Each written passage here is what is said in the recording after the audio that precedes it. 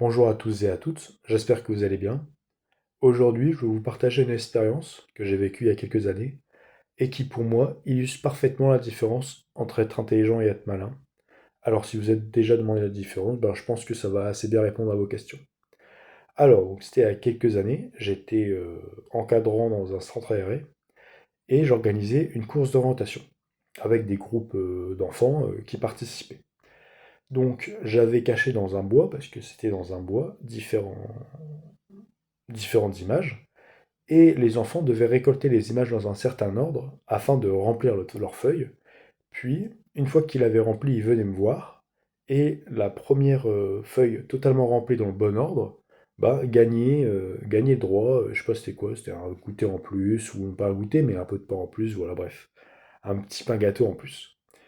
Et c'est là où j'ai vraiment compris la différence entre les gens malins et les gens intelligents. Parce que lors de la première partie, une équipe a gagné assez facilement. Et je me suis rendu compte que les deuxièmes étaient vraiment les premiers de classe, quoi. C'était vraiment en plus des gens motivés qui couraient, etc. Et eux, les gens motivés et qui couraient et qui étaient réputés pour être assez intelligents, avaient fini deuxième. Et les gens qui étaient un peu plus mollassons, un peu plus sur la détente, étaient arrivés premiers. Et je me suis dit, pas grave, c'est la première partie, ça arrive, c'est l'aléatoire des, des courses d'orientation. Je vais faire une deuxième partie. Et on va, comme ça au moins, l'équipe qui est plus intelligente, je pense, pourra mettre à profit son intelligence et ne sera pas frustré. Donc j'ai organisé la deuxième course. Et l'équipe intelligente refinit, enfin l'équipe intelligente, les autres, l'équipe qui a fini précédemment première n'était pas bête. Mais disons qu'elle était moins composée d'éléments qui retiennent tout mot pour mot ce que j'ai dit et qui prenaient ça un peu plus à la cool. Et ben lors de cette deuxième partie, ce sont les mêmes personnes qui sont arrivées aux mêmes places. C'est-à-dire que l'équipe des très intelligents, elle se donnait encore plus, et elle est quand même arrivée deuxième, alors que l'équipe des gens qui prenaient ça un peu plus à la légère est arrivée premier. Donc je les ai regardés et j'ai fait, est-ce que vous pouvez m'expliquer comment vous avez joué et pourquoi parce que tout le monde était choqué de ce résultat. Et l'équipe des intelligents a commencé en disant, bah nous, lors de la première partie, on découvrait, donc ça ne nous a pas étonné qu'on finisse deuxième, mais cette fois-ci, quand on a vu la feuille, on s'est souvenu exactement de où était quelle image, et du coup, on a tout fait pile poil dans l'ordre qu'il fallait. Par exemple, on a commencé, il fallait prendre, je sais pas moi, le lion. Et ben on savait que le lion il était tout au nord-est. Et ben on a tout de suite couru au nord-est pour avoir le lion premier, puis ensuite il avait trouvé le scorpion. Et vu qu'on. Et donc j'ai compris qu'ils mettaient un peu en avant leur intelligence. Et ce que j'ai compris, c'est vu qu'ils savaient, parce qu'ils étaient plus intelligents, parce que ça reste des enfants, donc c'est compliqué de retenir et qu'il y avait beaucoup d'images à retenir. Mais eux, ils avaient tout retenu et ils couraient d'un bout à l'autre de la forêt, en sachant parfaitement où ils allaient, pour récupérer les images dans le bon sens. Et je me suis dit, d'accord, mais comment ça se fait que vous ayez été battu? Donc je me retourne vers l'équipe qui a fini première, et je leur dis, écoutez, comment est-ce que vous avez triché, comment vous avez fait pour que l'équipe des gens qui courent en sachant exactement où ils vont se fasse battre par vous qui marchez et qui vous baladez à travers le bois. Et c'est là qu'ils m'ont dit, bah c'est simple, en fait, vous nous avez donné une feuille blanche, où il fallait mettre des images dans un certain ordre. Mais vous avez jamais dit qu'on devait commencer par la première image. Donc en fait, je vais vous montrer dans la vidéo, plutôt que quand donc l'autre groupe qui a fini deuxième, ils savaient qu'ils avaient le lion en premier, donc ils sont partis tout là-bas. Alors que nous, quand on se baladait, on a croisé en premier le guépard. Mais on n'est pas passé devant sans faire poissonner. On s'est fait, bah écoutez, le guépard il est combien? Il est cinquième dans la position. Ok, bon, on va garder cette place pour le premier, deuxième, troisième, quatrième, cinquième. Et ils ont mis le guépard là.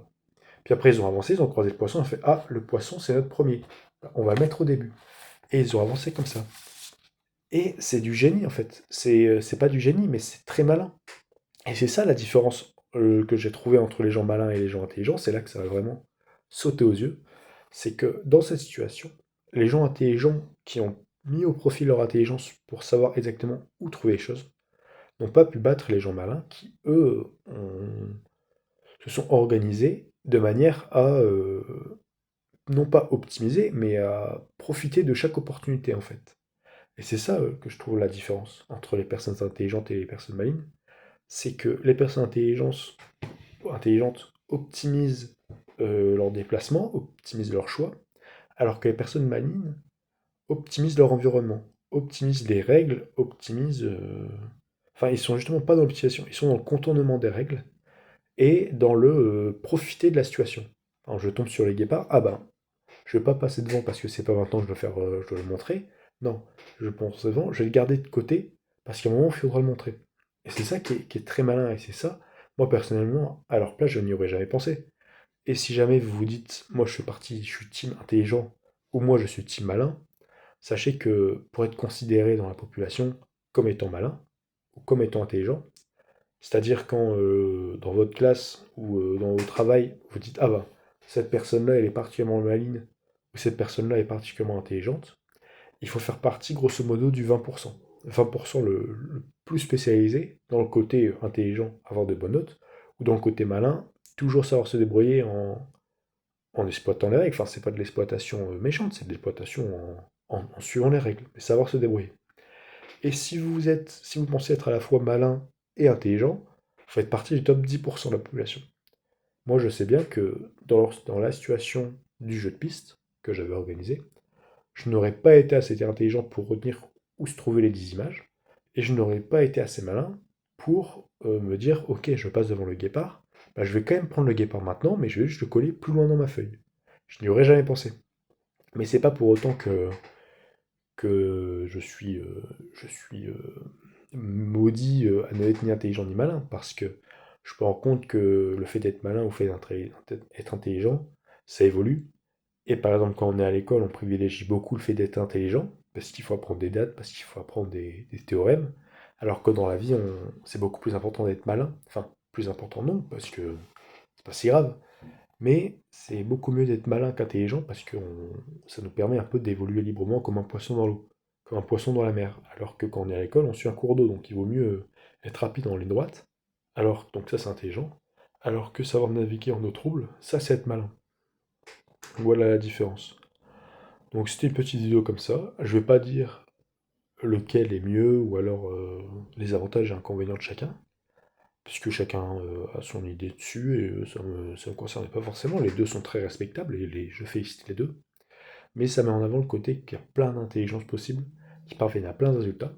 Là, je parle juste du fait d'être malin, mais par exemple, il y a tout ce qui est l'intelligence émotionnelle, une intelligence logique, une intelligence, etc. Et j'ai envie de dire il faut profiter de ce qu'on a. Et même si, comme moi, vous n'auriez jamais été, enfin, à leur âge, vous n'auriez jamais été parmi les malins ou parmi les intelligents, bah, vous avez très certainement, voire c'est sûr, une spécialité où vous faites partie du top 10% ou du top 20%. Et c'est à vous de la trouver et de la mettre en valeur pour finir premier dans les courses d'orientation, dans les jeux de piste. Voilà, petite vidéo comme ça. Je vous souhaite une bonne soirée ou une bonne journée. À la prochaine.